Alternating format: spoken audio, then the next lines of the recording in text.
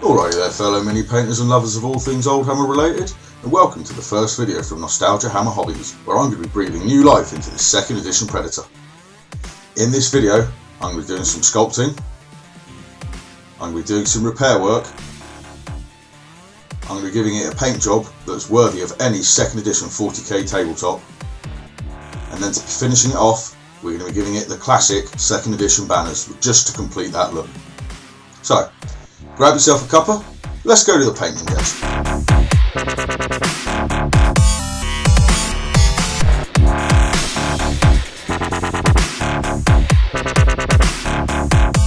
Unfortunately, the first steps of the stripping and restoration process were corrupted, and I haven't managed to keep them. However, I have got a couple of photos, so I'll go through it with you from there. Initially, as you can see, this thing was blue, and apparently this was car body paint. So it had an initial session in the ultrasonic cleaner with a concentrated degreaser, and the one I use is called elbow grease, and it's what is easily available in this country, which is in fact this. This stuff works very well for stripping paint. You can put it in an ultrasonic cleaner or just leave it to soak overnight, and it smells a lot better than Dettol, which is a plus. So after the initial stripping in the ultrasonic cleaner with the elbow grease, I started the process of replacing the Aquila on the front of the tank.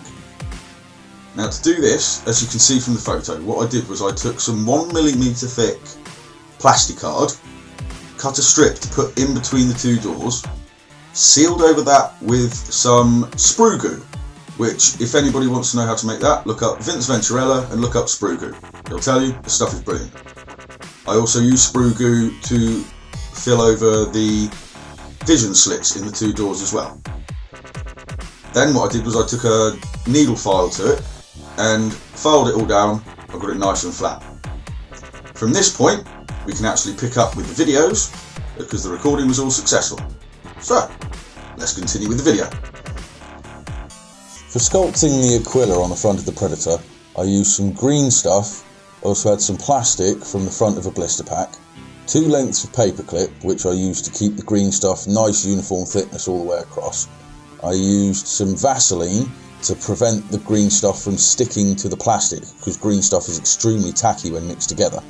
And there I had a GW's large dry brush, which I used to flatten out the green stuff. But you can use anything that's flat and smooth, that'll be fine.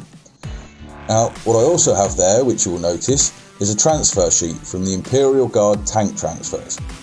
Now, on that is the Imperial Guard Aquila, which just so happens to be exactly the same as the Aquila that's on the front of the Predator. So we are going to use that to cut out the green stuff, instead of sculpting it. And there will also be some super glue to help stick that on to the front of the tank when it's completed. So with all these tools, which isn't too much really, we are going to take some green stuff and we are going to sculpt an Aquila, and hopefully by the end of it, it is going to look just like what we got on the box art. To begin with, what you're going to do is you're going to take 2 lengths of your paper clip and you're going to stick it to your plastic either side to give you a nice guide when you're doing it. It's going to help you make it a bit easier. And you're going to take your green stuff, cut off how much you want from it. I always get this bit wrong, and there's going to be a little hard bit in between the blue and the green, yellow part. That you want to cut out, otherwise you'll be left with a hard bit in the middle, and that's very annoying when you do it. Once you've got your blue and your yellow parts of the green stuff kneaded together nicely, and it's a nice consistent green colour all the way through, you're going to want to take your Vaseline and put that all over the plastic that you're going to be rolling out on, and putting it over whatever tool you're using to roll out your green stuff with, because it is very sticky and it will try and stick to it. Once you've got it rolled out and smoothed out nicely, you want to take your decal and just apply it to the surface of the green stuff. Once it's applied, leave it for a good 45 minutes, maybe even an hour, because you're going to want this green stuff to have pretty much cured, because it's going to be a lot easier for you to cut out that design once that green stuff is cured. Once the green stuff has been cured and the decal has set, it comes the second stage, which is cutting the design out of it. Now this bit does require a steady hand, and you do want to be careful when you're doing it, but before we start this, I just wanted to say that I personally have had no sculpting experience before this. I've not done anything. All I've used green stuff for is filling in gaps in between model parts. So hopefully, by the end of this, what I managed to do will show that it's not as complicated as some people may think. I was pleasantly surprised by the end of it, and I hope you all are too. So now, let's go to the desk again, and let's try this next stage of cutting the actual design out from the green stuff. What you're seeing here is actually my second attempt at doing this, because the first time I did it, I didn't let the green stuff cure anywhere near long enough. And what I found was happening when I was trying to do it then, was it was changing shape too much and stretching and bending out of shape. So I actually re-rolled it up together and left it for like nearly an hour. Now when you're cutting it, just basically take very slow little cuts and snips out of it as you go. Don't take too much and try not to get impatient when you do it, because if you're trying to take too much off, that can affect the shape of it as you're going as well. So you don't want that. When you're getting down the bottom to the areas like the claws and in between the wings, again, don't try and take great big cuts out of it. Do tiny little big pieces and like almost pick it out as you go.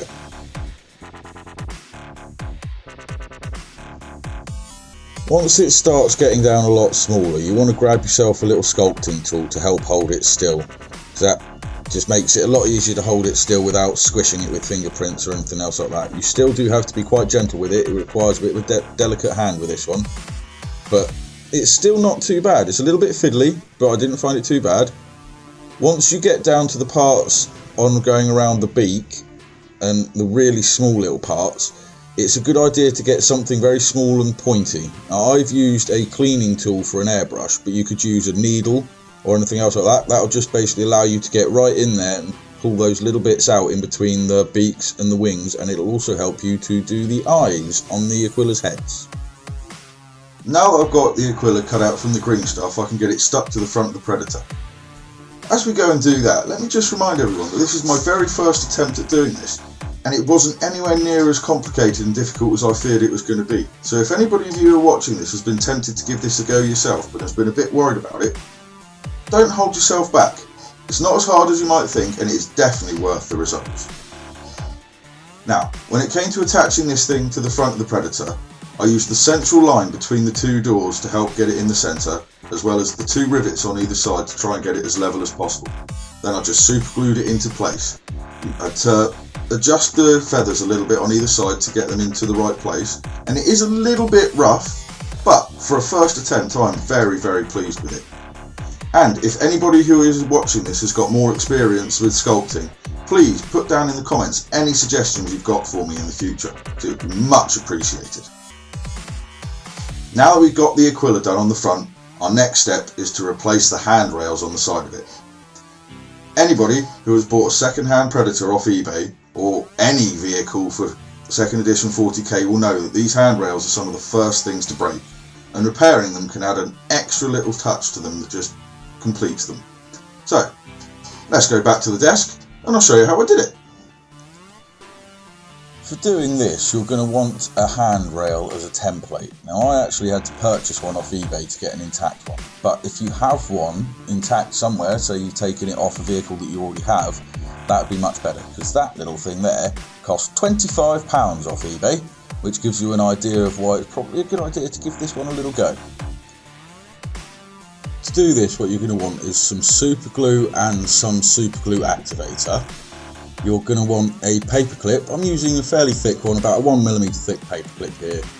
Your super glue is going to want to be a gel super glue to, just make it a bit thicker, make it easier to work with. You're also going to want a pair of flush cutters. GW ones aren't the best ones like I'm using because you'll damage the ends, but I'm using these ones because I've already done it and already damaged the tips on these ones, so it's alright with these. And you are also going to want a sturdy sculpting tool to help you bend the paperclip around and get it into shape. I made the template by putting the actual plastic handrail down on the piece of wood and putting the nails in at the angle points and hammering it in. What you want to do after you've done that is hold your paperclip in place quite firmly and bend it round. It helps to use the sculpting tool there just to do it. You will also have to get hold of it just to bend it a little bit further as well. And just work around there, use the sculpting tool to make sure you get those bends in just the right place. And just go careful, hold it nice and steady as you go.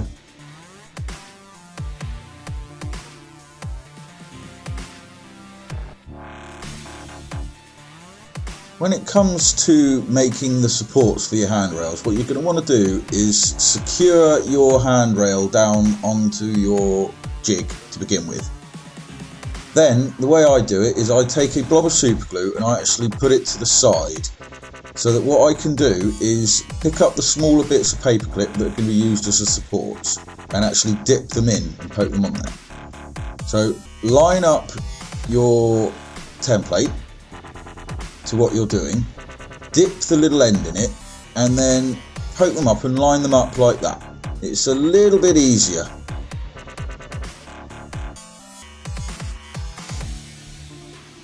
The last stages of this job now are to cut the paper clips to length. You want to leave them a little bit longer so you've got enough to actually poke inside the Predator, so they'll pin in place quite nicely.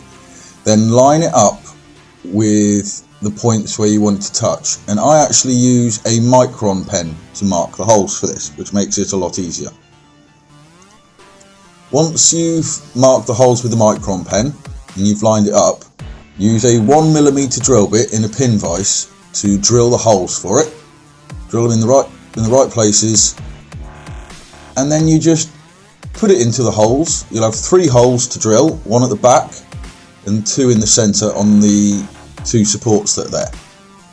Once it's glued into place, we are ready to paint.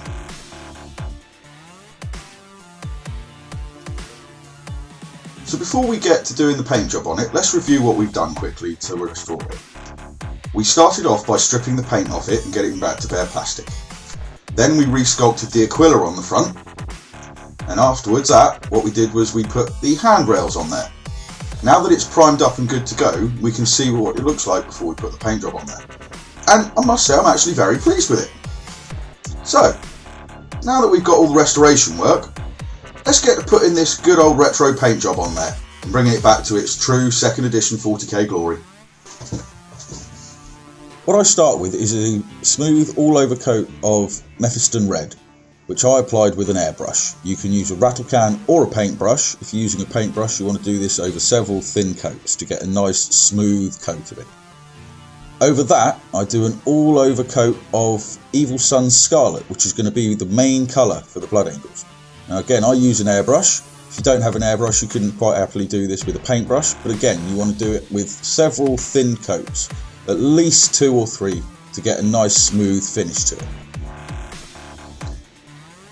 Once you've got a nice smooth coat of Evil Sun's Scarlet over the entirety of the vehicle's hull, the next stage is to base coat the autocannon's barrel in yellow to do the 3 yellow stripes that you see on the box art. For that, what I used is a base colour of Avalon Sunset over half of the barrel, and then over the top of that, Uriel Yellow as an all over coat over that. After you've got a nice smooth coat of yellow down on half the barrel, it's the black that we're going to do next. Now what I did was I masked off the lines on the barrel first off using masking tape, which I cut to 3mm thick, and you basically space them out equally between each other as you do it. Then you paint the black over it. Try and be fairly neat just in case it does leak underneath the masking tape, which it did do with me, so I ended up having to do a lot of tidying up with it, but it still does help you to line it up. After you've done the barrel, you then pick out the other bits like the grenade launchers, there's the barrel, there's the bolter to do, there are the tracks and various other parts that you can see on the box art. Now that we've finished all the black, you can see we've picked out the barrel, the grenade launchers, handrail, on the turrets, the flagpoles, the Aquila dozer blades, the parts on the las cannons. You've got all the exhaust pipes, bits on the back. That's all base coated in black, looking very smooth and ready to go. The next stage after that is using bolt gun metal to doing all the metal parts. If you look at the box art, it'll show you where to put the metallic parts on it. So areas like the side of the las cannons, the tracks, the vents on the side, some of the handrails, there's some hatches on the turret. After you've put the chainmail on, I did the green parts on the las cannon in Warg flesh, and I washed that with Athonian camo shade. When you're doing the recess shade with wildwood, you want to be very precise when you're doing this. Try and keep it as neat as you can, get it in right into the recesses. Now, I like to use Army Painter Masterclass brush because it's very pointy. Got a lovely fine tip on it, but any brush that you've got with a nice fine tip on it is just right for this job.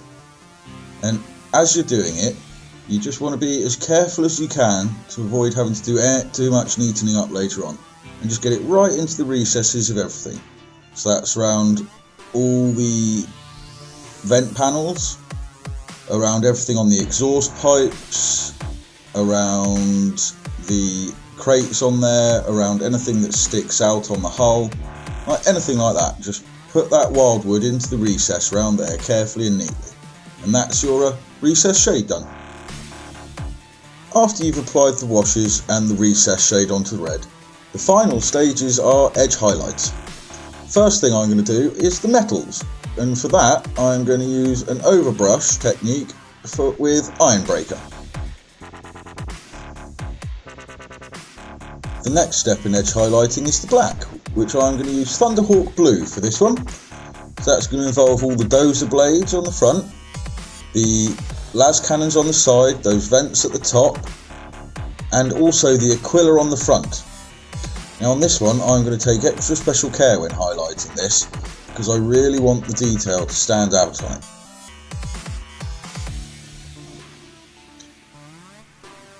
With the metallics and the black highlighted, there is just one more stage to go, and that is highlighting the red. For that I used Wild Rider Red, and I just used it with the edge of my brush, just picking out all of the edges as I worked around it carefully. And with this done, we are almost ready to be finishing off this absolutely classic 2nd edition vehicle. Now that the paint job's finished, we are almost done, and it is just decals and those classic 2nd edition banners to go to finish this model off.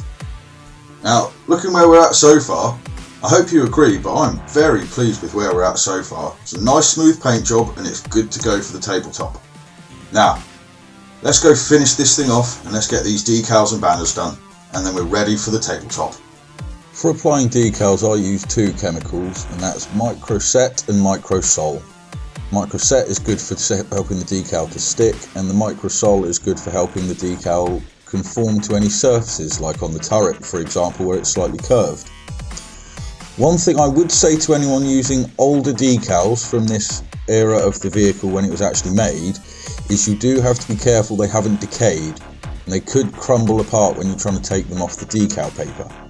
Now I did have a couple of them try to do that to me, and if you're very careful when it happens, you can sometimes get away with it. Other times they just disintegrate straight away. It's unfortunately just one of the drawbacks of using older decals. If you can, find some newer decals that you can use. But as long as you're careful with them, your older decals should be okay. Once the decals are all applied, and it's looking quite nice, the final stage in this is the banners. Now what I did was I scanned the front of the actual Predator box for the banners, but what I will try and do is upload the picture to the 2nd edition 40k group on Facebook, so that hopefully it'll be available for other people to use. If not, hopefully you might be able to find them online to download them somewhere. Once you've got your picture of the banners, you want to cut it down to a more manageable size for you to make it a lot easier to paint, because you're going to have to come in and repaint it and brighten it up, because the colours from the printer, or at least the printer I have, are a bit washed out. Now the red is just going to be Evil Sun Scarlet, the black is just going to be Abaddon Black, the yellow is just going to be Avalon Sunset with Uriel Yellow over that, and the white you don't have to worry about, and any black lining I did with a micron pen, which makes it quite easy. Just trace around the edges and it brightens them up. It does it for the wings, it can do it for your blood drops, it can do it for the scrolls, everything like that. And once you've done that, the final stage in doing the banners is freehanding the 1 in place of the 2, because I chose my tank to be the first tank, not the second tank. When it came to doing the freehand 1 on the banner, I first of all started with a practice one on the side there, and then when I figured out that I'd got it down pretty nicely, I went straight to doing it on the banner. Now what you want to do is use reference points to do this, so line it up with areas on the blood drop, on the scroll work, and don't worry about doing it in boxes, just work it up slowly so the yellow lines make up the thickness that you want, and then you can go round them at the end with your micron pen to do that, which is the one you can see on the left. And once that's done and the banners are attached, that is actually this Predator completed. Once the banners have been stuck on, that is this Rogue Trader era Predator brought back to its full box art glory. One thing you'll notice is I've painted the inside of the Blood Angel symbol and I've changed the colour of the blood drops on there. To do this, what you want to do is go over your decals with either some Lamia Medium or some matte varnish. For the yellow, I used Avalon Sunset as the base with Uriel Yellow over the top of that, and for the blood drops I used White Scar, as I am doing Tycho's third company. Then finally, with a coat of satin varnish over the top of that, this beauty is ready to be taking the Emperor's divine retribution to the enemies of mankind. If you've liked this video, do all the YouTube things like hit subscribe and the bell button. And if anybody else is interested, I do also do commissions, and in the description below there will be a link to my website if anybody would like a quote or a commission doing. So to finish off this first video, let me just say, keep happy, paint those minis, and keep the old hammer alive.